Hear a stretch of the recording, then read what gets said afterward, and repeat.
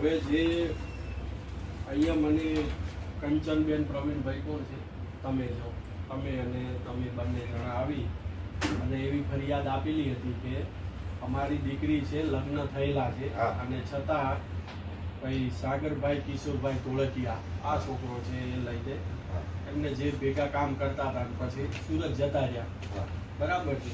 એ બાબતની તમે મને ફરિયાદ આપી હતી ને ફરિયાદના આધારે અમે અહીંથી BNSSની સેક્શન 101માં હુકમ કરેલો હતો અને પોલીસને બજાવવા આપ્યો ને પોલીસ આજે એ બંનેને લઈને આવ્યા છે મારી સાથે.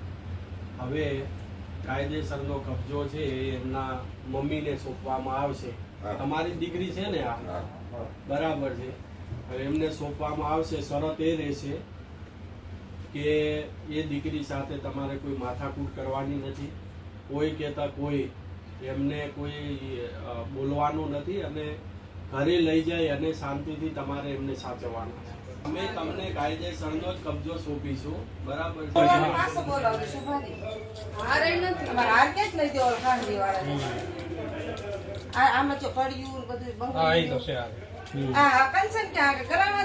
ખૂબ આભાર. બસ આ કામ થઈ ગયું અને એક દીકરી ઘરે આવી ગઈ, બરાબર. એમાં જે તમને જે સંતોષ છે, તમને જે ખુશી છે એ મને પણ ખુશી. બરાબર, ખૂબ આભાર તમારો. ખૂબ આભાર. Thank you sir.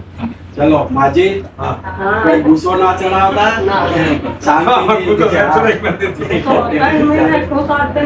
તમે તો ખાવા પણ નતા ખાતા. શાંતિથી લઈ જજો.